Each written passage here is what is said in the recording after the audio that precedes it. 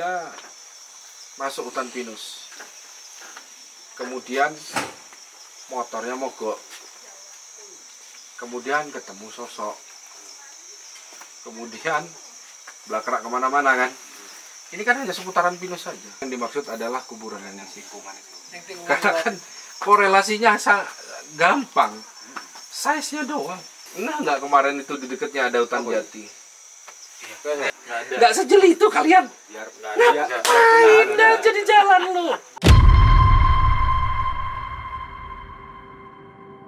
Kalau saya melihat mulai kronologi awal, mulai dari orang KKN, mulai dari orang yang sakit, mulai dari foto-foto yang ada, dan mulai dari nganu itu ada dusun yang hilang, itu 90% saya itu percaya di sini.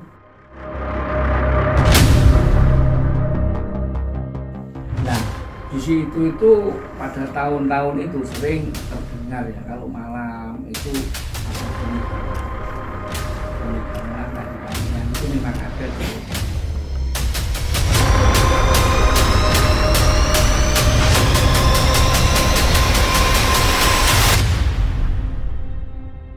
Tapi kalau di Bayu itu memang ada yang namanya penunggunya itu memang perempuan.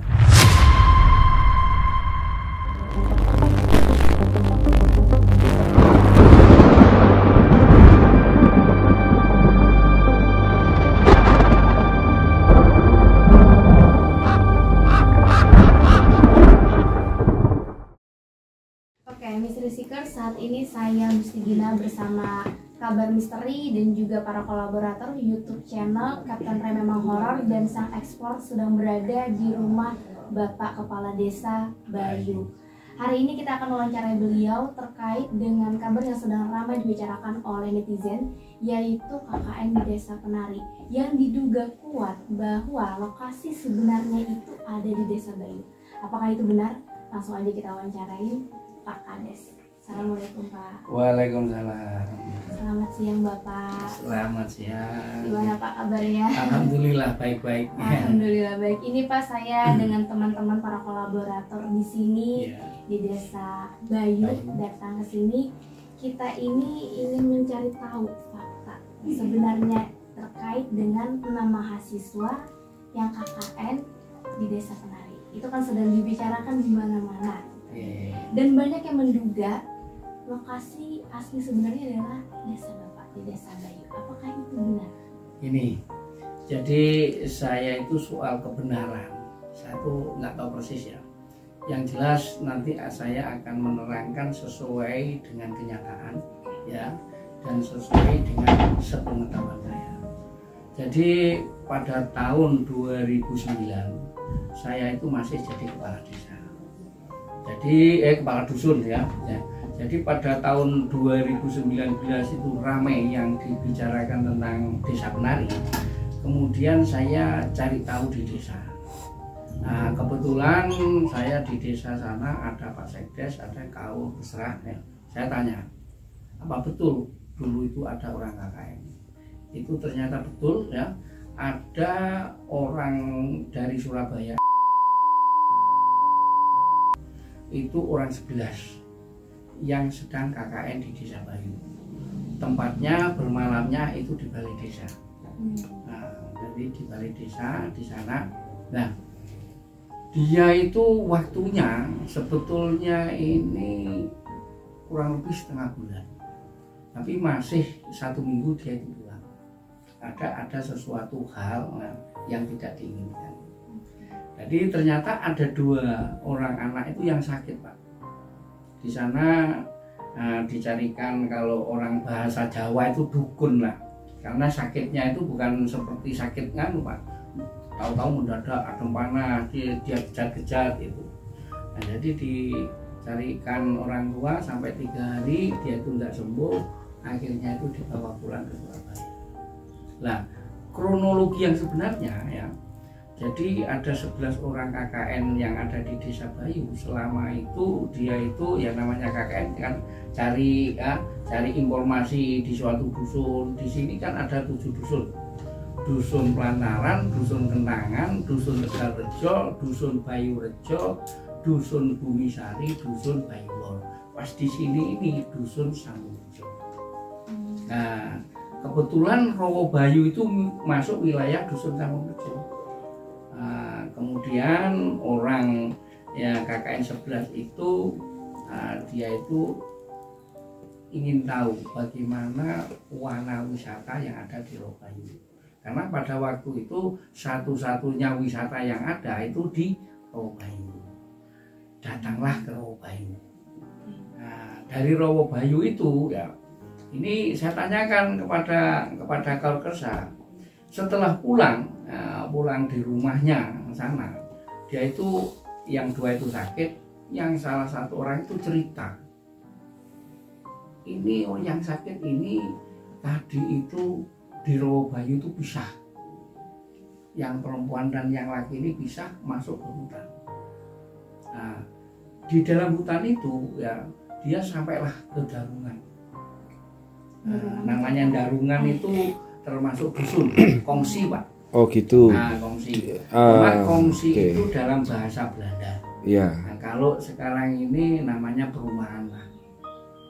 Nah, jadi di sini kan ada perkebunan yang namanya Bayulor.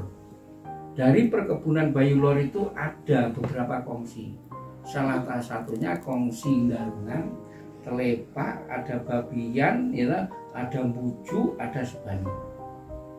Nah, dari kongsi itu ya, dia itu kongsi itu semenjak tahun 2000 karena perkebunan yang rupa-rupanya ini mengurangi tenaga kerja, sehingga dari kongsi yang ke Darungan itu dijadikan satu ke Telepak. Jadi orangnya itu dipindahkan ke Telepak semua kerjanya itu. Jadi kongsi Darungan itu mulai tahun 2000 sampai 2009 itu sudah kosong, tidak ada penghuninya, sehingga bangunan itu seperti bangunan tidak terawat, ya serumputnya sudah merajalela, ya di nganu tumbuh yang menjalan-jalan ke sana kemari. Nah, cerita informasi orang itu sampai ke situ. Dari situ itu informasi dari kawannya, saya ini kan cuma tanya sama Kaurkesra yang ngomong bareng di situ di rumahnya. Dia tuh melakukan hubungan yang enggak senonoh. Nah, seperti itu. Itu cerita terjadi di dalam hutan, di sekitar Darungan berarti, Pak? Di dalam Darungan, di rumahnya itu masih ada sekarang. Masih sampai detik ini masih ada. Detik ini ada. Rumah bangunannya tempat kejadian mereka melakukan hal itu. Iya. Oh, siap. Bisa dia dibuktikan di sana. Cuma soal dia melakukan dan tidak itu kan cuma cerita dari kawannya. Yang tahu persis. Makanya terus dicerita-cerita, kemudian dia itu pulang dari rumah itu, informasi dari Kaurkesra itu dapat cerita dari temannya, itu dia itu disuruh mampir sama orang tua, mampirlah di situ mengikuti. Nah, di dalamnya itu katanya di rumahnya itu seperti istana, itu banyak makanan, banyak tari-tarian. Oh, itu posisinya mendekati Darungan. Sudah keluar dari Darungan, ya masih di dalam perjalanan itu. Perjalanan dari Darungan menuju turun ke sini. Rowobayu. Baik. Mau balik ke arah balik ya? Mau ke arah balik. Dari Rowobayu ke Darungan itu berapa kilo? Kurang lebih 2 kilo. Baik. Kurang lebih 2 kilo. Nah, diampirkan sama orang itu, dia cerita yang sakit itu yang cerita sama temannya. Nah, cerita di situ ada makanan macam-macam, ada tari-tarian macam-macam. Kemudian dia pamit pulang. Setelah pamit pulang itu ya, dia itu dikasih makanan, dibungkuslah makanan itu dengan koran. Kemudian oleh orang itu dimasukkan ke.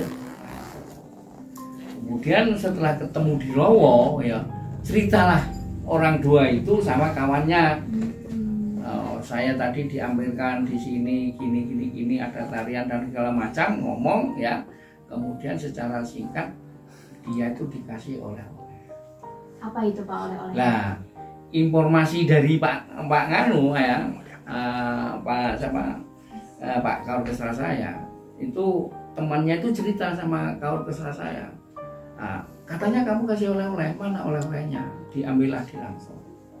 Dari ransel itu dibuka, yang semula ini dibungkus dengan koran, kemudian dibuka bungkusnya itu daun pisang. Berubah. Setelah dibuka dari daun pisang ini, informasi katanya ini kepala kera. Nah, sehingga orang yang dua itu kaget, ditanyain sama temannya, jangan-jangan kamu itu dikasih makan ini. Nah, dia kaget, pingsan, kemudian dia itu sakit, dibawalah ke balai desa. Berarti yang sakit ini berdua? Berdua itu kaget, ya, okay. karena melihat apa yang dikasih itu kan dia itu shock, sakit. Nah, sakit sampai 3 hari ya, di nganu nggak bisa, dia itu pulang. Nah, informasi yang ditangkap katanya setelah 2-3 bulan yang keduanya orang nganu itu meninggal. Soal meninggalnya di sini apa? Surabaya. Ya. Makanya soal benar atau tidak cerita itu terang sebetulnya harus ditanyakan kepada kawannya. Oh iya. Yang tahu persis itu kawannya. Kan ini cerita saya ini kan dari Pak Kaur Kesra. Pak Kaur Kesra kan dari temannya. Nah, apa betul cerita semacam itu? Makanya kalau saya siapapun menanya, Pak, apa betul di Bayu itu ada desa penari? Tidak ada. Karena apa? Kalau saya ngomong ada, saya suruh menunjukkan, saya nggak tahu. Yang jelas di sini itu tidak ada. Kalau soal alam gaib, Allahu alam, ya kan? Tinggal orang itu percaya atau tidak. Tapi kalau menurut keterangan yang jelas orang 11 itu ada KKN tahun 2009, ya. Tapi mohon maaf Pak, untuk nama-nama si mahasiswanya itu masih ada terdaftar nggak di? Nah, itulah. Dari nama-nama 11 mahasiswa itu sebetulnya sudah terdaftar di nganu itu. Apa kan kita dikasih apa itu namanya? Buku tamu. Buku tamu. Bukan buku tamu, kenang-kenangan pakai keramik. Vandel. Iya. Vandel. Iya. Masih ada Pak ya? Lah, itulah yang kita cari, nggak ketemu. Sampai sekarang kau teman-teman apa? Orang-orang desa itu saya suruh cari itu. Nggak ketemu masih. Katanya kemarin yang dulu itu waktu dibongkar, Pak, kemarin itu nganunya ini dengan ini lepas Pak. Tapi sekarang nggak cari, itu sudah lepas. Apa kan ada tempat nganunya Ya, itu Pak ya. dudukannya ya Pak ya. Dudukannya. Itu lemnya itu lepas. Katanya orang 11 itu ada jelas. Nah, tapi kok sekarang itu hilang, dicari nggak ketemu. Makanya kemarin tadi itu saya pesen sama teman-teman, tolonglah, karena ini merupakan hal yang penting, kalau bisa dicari sampai ketemu. Tapi waktu dulu Pak ya, untuk yang jabat kepala desanya siapa Pak? Nah, pada waktu itu yang menjabat kepala desa PJ Pak Satrio namanya. Tapi beliau masih beliau sekarang kalau nggak salah sekarang jadi camat Tegal Delimo. Tegal Sari atau gimana? Oh, itu? Tegal Sari. Itu Pak Satrio. Itu karena kepala desa yang definitif itu mencalonkan DPR, sehingga dia itu harus Mengundurkan diri. Sehingga PJ-nya itu Pak Satrio dari kecamatan. Berarti sejatinya desa penari itu mungkin bisa disimpulkan saat ini adalah sebuah desa gaib atau kampung gaib Pak ya. Kalau seperti itu, nah makanya kalau orang yang KKN orang 11 itu apa ada 2009 ada orang Surabaya. Kalau memang ada orang sakit 2 memang ada. Kalau ngomong kampung hilang ya oke, memang ada. Jadi di sini ini ada yang namanya kampung hilang. Ini di dusun Bayu, di dusun Sambung Rejo ini ada 2 kampung yang hilang. Itu kenapa di hilang Pak? peta atau apa Pak? Ini di peta Pak. Di dusun ini berarti Pak ya? Di dusun Jadi, ini. Ini petanya Pak ya. Peta Batavia tahun 1915 yang kita tempati dusunnya ini. Oke. Yang ini pendarungan, ini hilang. Di atasnya desa ini. Atas sana, ya atasnya desa. Yang namanya Langkir. Dulu terkenal tokonya namanya Pak Langkir, sebutannya sampai sekarang Langkir. Yang ada makamnya atau apa? Bukan Pak? Nggak ada. Lah ini dusun ini hilang sekarang, perumahannya nggak ada. Ini ditanami oleh pihak perhutani tanaman pinus, ini oleh perkebunan. Itu peta kerawang desa Pak ya? Ini termasuk peta. Ini Peta kretek desa. Bukan peta kerawang desa. Ini peta yang saya temukan. Ini di Museum Belanda. Ini yang diakui oleh peta pertanahan tahun 1915 Di Malang Pak? dengan Museum Belanda. Oh baik. Belum kemerdekaan Pak. Belum merdeka tahun 1915. Nah ini jelas kan, Batavia 1915. Setahu Bapak sejak kapan Pak itu dusun hilang, dua dusun ini? Nah, dusun ini hilang ini semenjak tahun 50-an itu sudah tidak ada. Nah makanya ini namanya dusunnya ini yang jelas kalau sini ini Bayu. Makanya di sini dalam bahasa Belanda tulisannya Bajwe. Bajoe. Pertama Bayu ya. Bayu kemudian tahun 1950 Bayu itu dipecah menjadi dua, yaitu Bayu Rejo dengan Sambung Rejo. Sini ini Sambung Rejo. Lah ya wilayah Bayu itu luas, mulai dari Bayu Kidul sampai Bayu Lor. Lalu Pak, kemarin kan saya ada lihat podcastnya Pak Erick Thohir, Iya. menteri kita. Dia sedang berbincang dengan Bapak Sudirman yang Iya. ada di Rawabayu. Di sana Bapak Sudirman mengatakan bahwa pihak desa itu memiliki arsip, memiliki data sebagai bukti ada 11 mahasiswa yang KKN di sini. Nah, apakah kami di sini boleh melihatnya? Nah makanya saya sendiri ya sempat terkejut ya, namanya Pak Dirman memberikan keterangan sama Pak Erick kok tidak konfirmasi sama saya. Padahal Pak Sudirman itu bukan orang Bayu, dia orang Bala. Oh Iya, begitu. Nah kalau orang Bayu sih, loh, terus waktu memberikan keterangan sama Pak Erick Thohir itu tempatnya di mana? Terus waktu itu acaranya apa? Ya. Padahal saya menerangkan kepada semua pihak mulai tahun 2019 ya seperti ini. Memang ada nih data itu kita cari. Tapi fakta ini dari semua staf saya mengakui bahwa tahun 2019 itu ada anak KKN ya toh? Orang dari UNER. Koreksi Surabaya. 2009 Pak ya? 2009. Bukan 2019 Pak ya? 2009. Ya. Jadi nganu apa KKN-nya itu 2009. Nah, rame-ramenya kan 2019. Iya. Nah, mulai tahun 2019 itu memang saya cari bukti-bukti, ternyata di situ ada buktinya, ini dicari nggak ketemu. Dia kan memberikan suatu kenang-kenangan itu loh. Iya, vandal ya. Memberikan Foto. kenang-kenangan, foto orang 11 itu di sini namanya semua ada. Lah itu kita cari mulai sekarang nggak ada. Makanya kok Pak Dirman mengatakan buktinya ada di desa itu, desa mana? Saya sendiri selaku kepala desa nggak bisa memberikan bukti secara fakta, kan cuma cerita ini. Iya. Nah, cuma cerita ini kan didukung oleh staf saya memang mengakui betul itu ada.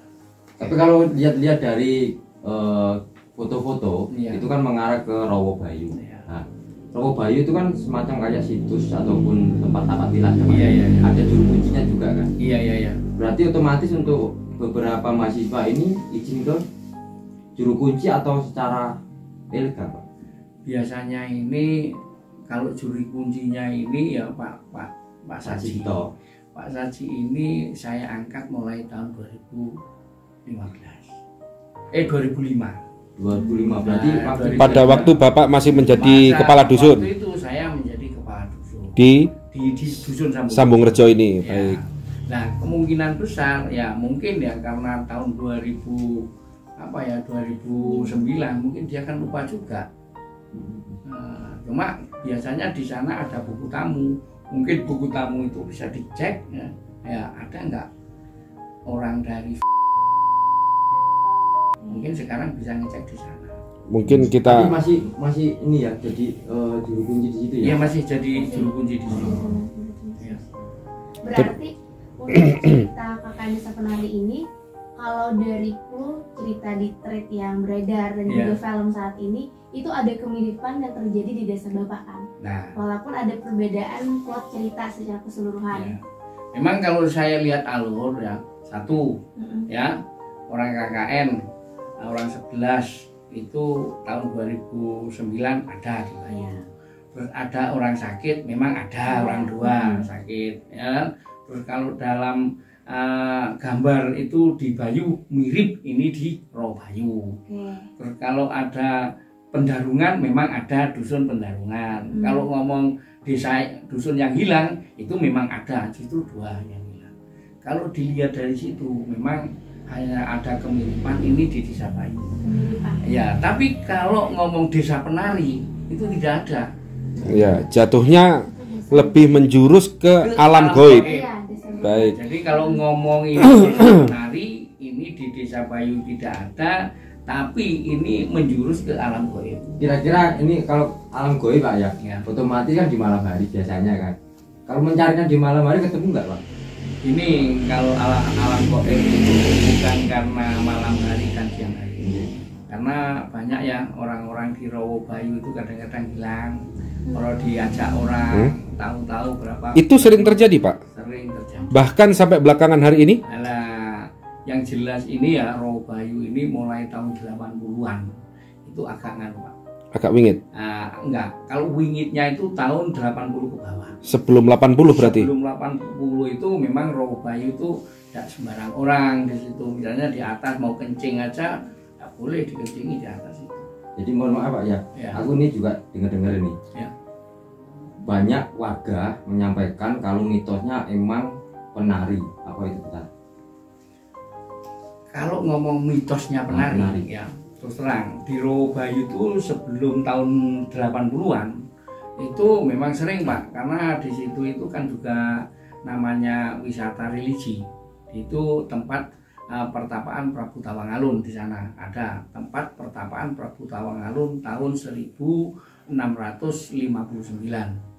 Nah, di situ itu pada tahun-tahun itu sering terdengar ya kalau malam itu ada bunyi gamelan.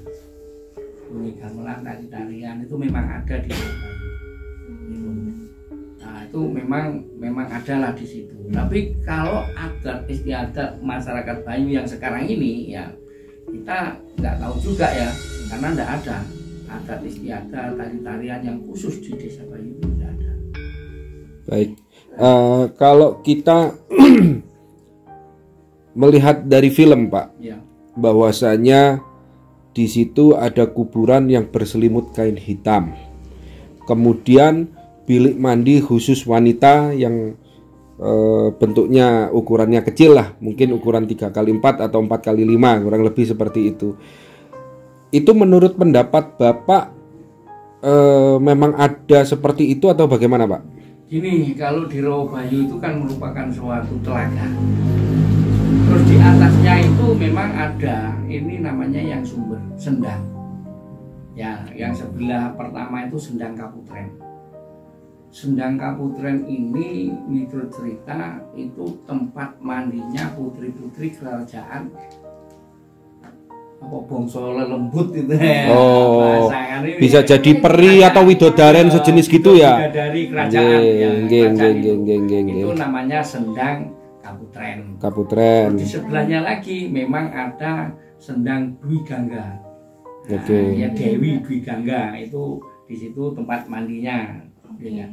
Terus di sebelahnya lagi ada yang namanya Sumber Kamulyan, Sendang Sumber Kamulyan. Dari Sendang Sumber Kamulyan ini yang mulai saat ini sekarang ini yang banyak diambil airnya dari berbagai masyarakat. Ya, kalau Ada kepercayaan tertentu ya. Mungkin dia itu minta ya lah, mungkin punya penyakit ingin sembuh, mungkin ada ingin dia hidupnya itu sangat gelisah ingin tenang, itu di Sumber Kamulyan. Itu sampai sekarang. Sampai sekarang masih seperti itu.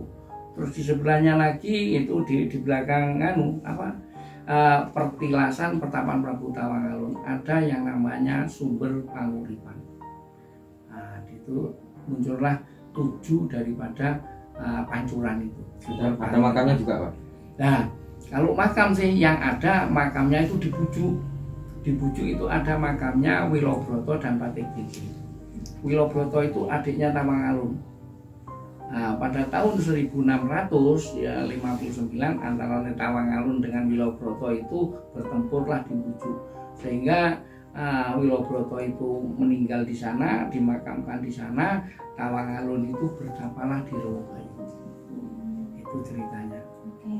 Lalu Pak, terkait dengan di film dan di treat horornya Iya. itu dikatakan bahwa di kawasan ini itu ada beberapa wilayah, sebut saja hutan, Ya. yang dianggap masyarakat itu tidak boleh dimasuki, disebut dengan hutan larangan. Itu di dalam film dan treat Iya, horor. iya. Apakah di kenyataannya itu ada juga yang seperti itu, hutan larangan? Kalau secara fakta ya, ini di daerah sini, adat sini tidak ada ya namanya hutan larangan. Maksudnya kalau masyarakat mau masuk hutan sana dilarang, itu tidak ada. Nah, hutan larangan itu tidak Nggak ada. ada ya? Nggak ada. Oke, baik. Terus kira-kira kembali ke pertanyaan saya tadi mengenai kuburan yang berselimut kain hitam itu gimana Pak? Benar apa tidak Pak? Ada kuburan yang dikasih kain warna hitam atau kuburannya dicat hitam atau sejenis gitu Pak? Tidak ada Pak. Nggak ada ya? Tidak ada. Berarti mungkin itu hanyalah sebuah bumbu dalam film saja ya Pak ya? Mungkin seperti itu. Baik. Oke. Lalu terkait dengan, masih dikaitkan dengan film ya Pak, karena Iya. kan film ini yang membuat Desa Bapak ini menguap Oh, di iya, netizen, iya, langsung iya. dikenal di mana-mana. Dan salah satu sosok yang menjadi sorotan adalah hantunya atau dedemitnya, yaitu Badarumuhi. Nah, Bapak pernah dengar nggak? Apakah di sini ada mitosnya kah atau ada legenda yang mirip seperti di film? Kalau di sini ini ya, ini istilah gundru lah. Nah, gundru itu sepertinya tidak ada di sini.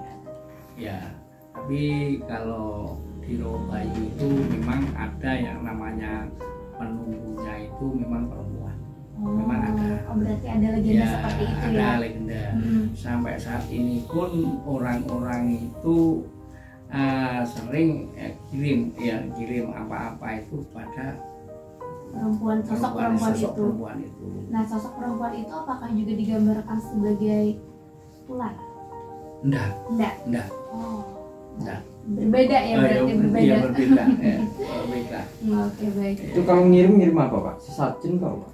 Ya kalau orang-orang sini itu ya banyak yang ngirim itu, kalau orang Islam itu ngirim Fatihah.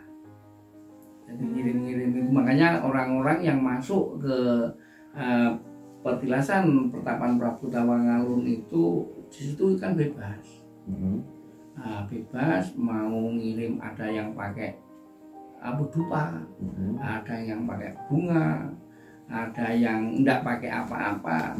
Biasanya kalau orang Islam itu wudhu di sumber Kamulian itu, kemudian masuk, dia melakukan sholat, kemudian dia ngirimnya kalau orang Islam itu Fatihah biasanya. Baik. Lalu Pak, untuk wilayah di sini di Desa Bayu atau juga Rawabayu khususnya, apakah ada kepercayaan tertentu oleh masyarakat yang bagi para pendatang seperti kami misalnya nggak boleh dilakukan, atau pamali lah gitu? Enggak ada, Nggak ada ya? enggak ada. Oke, berarti yang penting baik-baik saja. Iya, ya, enggak ada. Oke.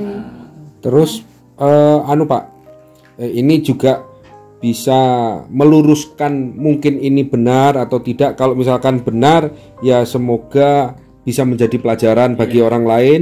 Jika tidak benar, maka terbukti isu yang beredar itu adalah sebuah fitnah, kan gitu. Nah, sebagian orang bercerita kepada saya secara langsung, Ya. Mas, apa yang dihidangkan, apa yang disuguhkan, tolong dimakan. Nah, nanti kalau nggak dimakan atau tidak dinikmati, bakal terjadi apa? Nah, itu kira-kira menurut Bapak hanya sebuah gertakan sambal dari orang atau bagaimana Pak? Sebetulnya itu enggak ada. Oh, enggak ada Pak ya, berarti itu sebuah fitnah Pak ya? Fitnah, hanya gertaan biar menghormati lah. Ya. Nah, kalau jenengan dikasih, saya kasih wedang, menghormati untuk diminum. Yes, siap. Karena di luar sana banyak beredar cerita seperti itu Pak. Jadi kita luruskan di sini Pak ya. Iya. Jadi sudah terbukti itu hoax. Oh, iya. Nah, itu aja. Jadi terjawab sudah isu di luar. Ya Mas ya. Pak, ini menurut pandangan Pak Kades sendiri nih, Iya. dalam hati Pak Kades mungkin bisa nilai sendiri. Iya. Sebenarnya yang dimaksud desa penari itu menurut Pak Kadis sendiri apakah termasuk yang dimaksud ini? Robert. Ini makanya saya garis bawahi ya. Kalau dimaksud desa penari secara fakta itu tidak ada kalau di sini. Tapi kalau secara goibnya ya kita tidak tahu. Mungkin saja ada. Mungkin saja Ada bisa. kemungkinan. Tergantung dari semua pihak itu untuk menilai kepercayaan masing-masing. Kan ada orang yang nggak percaya dengan goib, ya. Tapi kalau menurut gini, menurut yang saya pertanyakan, menurut pandangan Bapak sendiri, ini tanpa harus diomongin ke orang lain, insting dari Bapak sendiri, ya di sini, misalkan seperti itu. Apakah memang benar? Kalau saya melihat mulai kronologi awal, mulai dari orang KKN, mulai dari orang yang sakit, mulai dari apa foto-foto yang ada, dan mulai dari nganu itu apa ada dusun yang hilang, itu 90% saya itu percaya di sini. Tapi kalau ngomong desa penari ya ini tergantung jenengan. Bagaimana untuk menyikapi, bagaimana untuk mempercayai untuk alam gaib itu jenengan percaya atau tidak. Baik. Ya. Kita buat kesimpulan bahwasannya desa penari ini tidak ada baik secara administratif maupun secara geografis. Iya, iya. Gitu Pak ya. Iya, iya, Nah, hanya diasumsikan atau diindikasi bahwasannya itu adalah alam gaib. Alam gaib. Ya. Baik. Berangkat- Berdasarkan cerita itu dari Ya. mahasiswa yang nyasar itu tadi ya Pak ya. Iya. Nah, berangkat kesimpulan tadi berarti ada kemungkinan di sini kan Pak. Iya, Nah, iya. kira-kira Bapak ada nggak sih feeling atau tahu di mana spot atau kawasan yang mungkin desa gaib itu berada di situ? Nah, kalau kita ngomong itu ya, Ada nggak spotnya itu? ya kira-kira spotnya di mana? kemarin itu saya memang survei dari hutan, dari kampung yang hilang itu. Yang terakhir di situ GPS saya itu mati. Pada dasarnya biasanya ada. Ada. Baik. Terus kita foto HP itu tidak bisa. Tapi kita keluar dari 10 meter situ itu bisa. Baik. Nun sewu Pak, nanti mungkin setelah perekaman ini jenengan kerso menunjukkan Pak di mana, tapi tidak direkam. Iya. Boleh Pak ya, tidak direkam ya. Boleh, Biar boleh. penontonnya penasaran wis Iya. mikir-mikir karepe dhewe ono ning ndi ngono. Biar dia datang ke sini Pak. Masa mau enaknya aja terima dari kita. Benar-benar. Bercanda Pak ya. Iya. Gitu. Berarti Itu jalan akses yang mau ke lokasi apa kampung hilang ya? Iya. Itu jalan kaki apa Sepeda motor. harus pakai sepeda motor Pak? Iya, ya kalau jalan kaki bisa, tapi kan jauh. 2 Kalau kilo. di sini kurang lebih 3 kilo kalau dari sini. Baik Pak. Kemudian terlepas dari KKN, mahasiswa yang melakukan KKN di tahun 2009 tadi, apakah ada warga Bapak atau mungkin di luar warga Bapak yang mengalami hal yang sama, dalam artian mungkin melihat penari, mungkin mengalami masuk ke desa tersebut, desa gaib tersebut, pernah mendengar cerita itu enggak? Ini kalau soal itu yang sering kejadian-kejadian itu yang nanti bisa ditanyakan oleh Pak Saji. Beliau Bisa. Juru kunci di Rob. Di sana. Baik. Karena dia itu memang saya tunjuk ya sebagai juru kunci, dia itu sedikit banyak ya. Kalau ada orang kesurupan, kalau ada orang itu bisa nambani. Oh, baik. Nah, memang dia di sana itu sering terjadi semacam itu. Makanya ya kita milih juru kunci itu ya nggak sembarang orang. Nah, paling tidak dia tahu dengan ya hal semacam itu. Nanti hal itu bisa ditanyakan kepada Pak Saji. Oke, lalu Pak ini Bapak tahu sosok Pak Prabu dalam cerita nggak? Nggak tahu saya. Nah, kalau di dalam cerita itu Pak Prabu ini adalah orang yang menyambut anak-anak KKN. Jadi kayak kepala desanya. Bisa kepala desa atau kepala dusun mungkin ya. Dusun, jadi antara dua itu. Jadi mereka si Pak Prabu ini yang menyambut anak-anak KKN di sini. Kira-kira apakah Bapak tahu siapa orangnya? Kalau tahun itu yang kepala desanya itu Pak Satrio, kepala dusunnya itu saya. Oh. Kalau soal menyambut saya itu sering yang menyambut seperti itu. Ya seperti ini ya, waktu jadi kepala dusun biasanya dilimpahkan kepada saya. Cuma saya kan lupa apa betul tahun 2009 itu pernah saya sambut atau tidak, saya kan nggak paham. Bapak tidak ingat pernah Nggak ingat, kan sering. Karena sudah banyak mahasiswa yang kesini, Iya. tamu yang datang ke sini, begitu Pak Nggih. Saya lupa gitu. Baik. Lalu Pak, untuk Desa Bayu sendiri, ini terlepas dari cerita KKN ya Pak. Iya, Ini kan Desa Bayu sudah terlanjur terkenal netizen Indonesia yang menganggap bahwa Desa Bayu adalah dugaan kuat sebagai lokasi asli Desa KKN, ya kan? Apa harapan Bapak kiranya untuk Desa Bayu? Apakah Bapak berharap sesuatu? Mungkin Rawa Bayu itu kan tempat wisata gitu ya Iya, Pak. Apakah ini memberikan dampak terhadap Desa Bapak itu sendiri? Gini, dengan adanya cerita-cerita semacam ini ya, saya sendiri serentak. Ya ini sudah beberapa bulan ini kita mengumpulkan BPD dan tokoh-tokoh yang ada. Kemudian saya sekarang masih proses membuat perdes tentang desa wisata.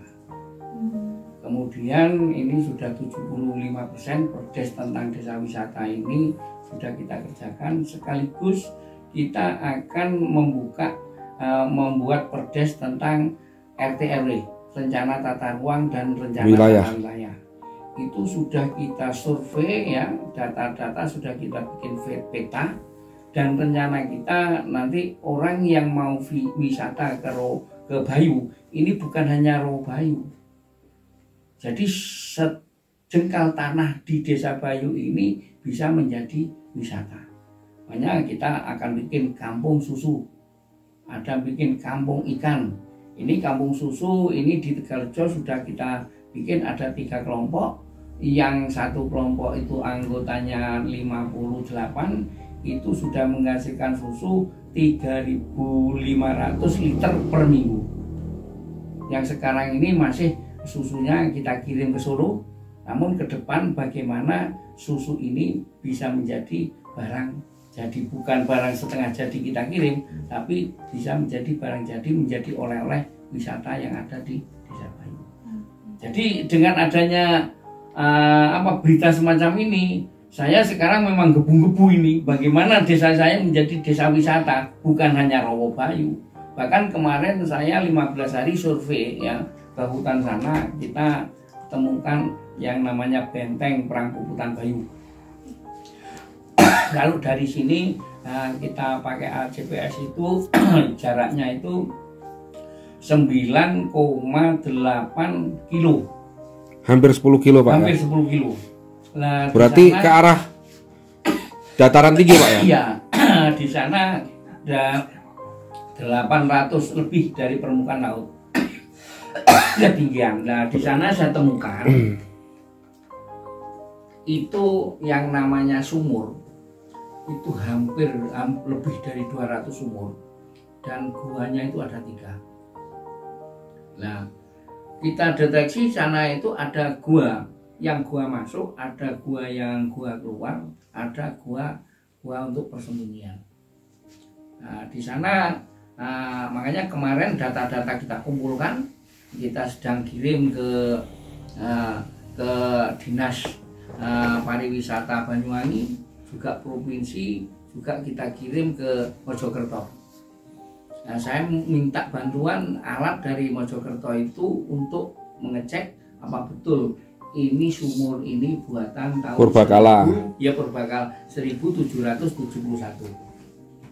Dan sekaligus saya kemarin pada tanggal 24 Februari saya ke Jakarta 1 minggu. Saya ini menemui dari kementerian, baik Kementerian Pariwisata, juga Kementerian Pendidikan dan Kebudayaan. Jadi ada 8 kementerian yang saya datangi. Berarti dengan adanya cerita KKN di Desa Penari ini justru mengangkat nama desa ya Pak, akhirnya dikenal orang. Dan apabila orang-orang pengen datang ke sini, berarti harusnya tidak ada kekhawatiran. Nggak ada, jangan khawatir kalau di sini ya. Karena sejatinya ini desa wisata Pak ya, bukan desa angker Pak ya. Tapi kalau gini Pak ya, ini kan nanti malam juga mau penelusuran di tempat itu. Iya.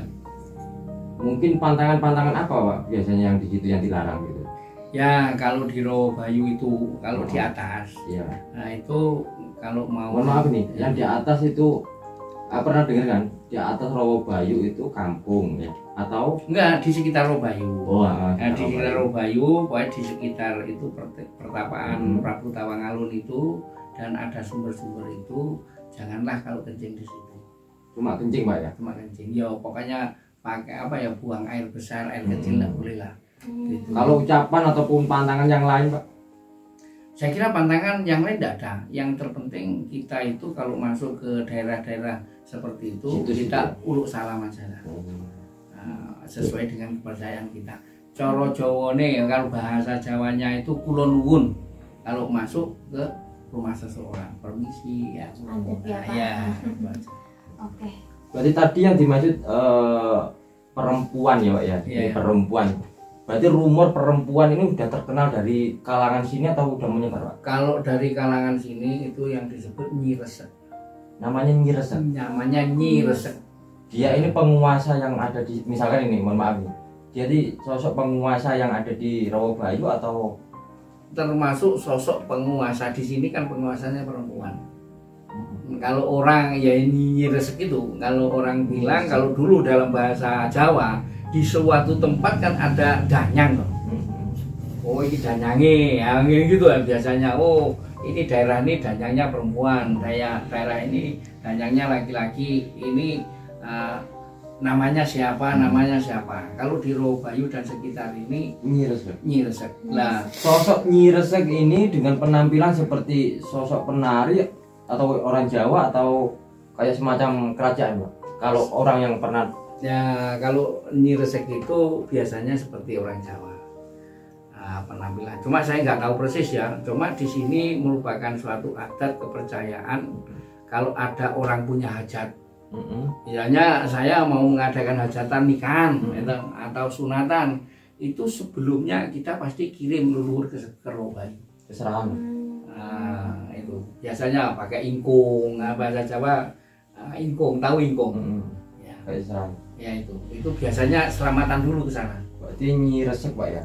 Berarti udah Ya. terkenalnya Nyi Resek. Nyi Resek. Mungkin cerita yang Badarawuhi. Badarui mungkin yang dimaksud Mungkin yang dimaksud itu, Iya. tapi itu kan Nyi Resek itu kan apa ya? Itu alam gaib. Kan? Iya. Ya. Cara nganune penunggune lah. itu yang paling berkuasa Pak. Iya. Iya. Lalu Pak, ini kita balik ke cerita kakak di Desa Penari. Di sana ada sosok bapak-bapak, lebih tepatnya kakek-kakek. Iya. Dia itu seperti paranormal atau dukunnya lah di desa itu, Iya. yang punya kemampuan goib. Iya. Bahkan dia bisa menolong seseorang yang sukmanya atau rohnya itu keluar dari tubuh, tersesat di alam gaib. Di film itu dia bisa berubah wujud menjadi sosok anjing hitam.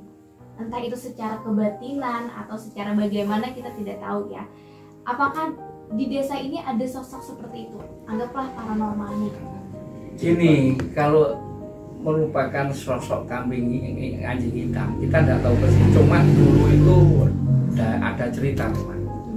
Jadi gini, di situ ada cerita orang itu pada waktu zaman G30 SPKI. Itu kan rame-ramenya orang di sebelah itu ya. Nah, di situ memang ada orang ya. Itu orangnya itu apa ya? Perbuatannya yo main, rampok dan segala macam. Itu bahkan dikejar-kejar, dia sukanya itu makan kambing. Nah, kemudian dia kalau pada waktu makan kambing itu berubah sosoknya menjadi anjing. Itu memang dulu ada, dan orang itu ya cuma saya nggak mau menyebutkan namanya ya, karena apa? Di sini kan banyak kerabat-kerabatnya. Nanti kan kerabatnya juga malu juga. Bahkan dia matinya itu ada di sebelah sungai. Itu dimasukkan ke dalam lubang, dia tuh ditumpuk dengan batu-batu. Itu mulai kapan? Waduh. Di tahun 65 Pak. Di stop. Oh, itu zaman dahulu. Anjing yang dimaksud itu berwarna hitam Pak ya? Nggak tahu ya. Pokoknya berubah jadi anjing gitu ya? Ada cerita seperti seperti Ya, itu cerita gitu itu ya. ada. Berubah menjadi anjing ya. Ya, Orang yang cerita punya semacam. kemampuan. Sosok yang bisa berubah menjadi anjing. Tapi bukan paranormal yang lagi ngobatin. Enggak Enggak, ya, bukan. enggak. Berarti sosoknya antagonis Pak ya? Ya, Benar. Apakah nanti ini kalau ya habis ini mungkin minta lebih jelasnya ke Pak Saji ya. iya ya. Dan untuk data-datanya Mungkin nanti kalau ke Rowo kan di sana juga ada buku tamu. Coba nanti buku tamu itu tanya sama Pak Saji tahun 2009. Nah, itu biasanya 2009 itu buku tamu itu ada orang dari mana itu. Kemungkinan masih kalau di Rowonya nggak ada, mungkin masih di rumah ada buku tamu. Kira-kira boleh kami lihat Pak ya, Boleh. untuk pembuktian itu Pak ya. Iya. Baik. Berarti data yang bisa kita harapkan saat ini yang tertinggal hanya buku tamu ya. Ya. Karena data yang lain dicari oleh pihak desa itu sudah tidak ada Tidak ya. ada. Bukti yang lain ya. Bukti yang lain sudah tidak ada. Terus kami ingin melakukan penelusuran malam di Rowo Bayu Pak. Iya. Nun sewu, mohon diizinkan Pak. Ya, insya Allah nanti kalau memang ada waktu saya juga siap dampingi. Wah, Siap. Terima kasih Ya. banyak. Kita doakan Pak Gito panjang umur, sehat selalu, senantiasa bahagia dan banyak rezekinya ya. Ya.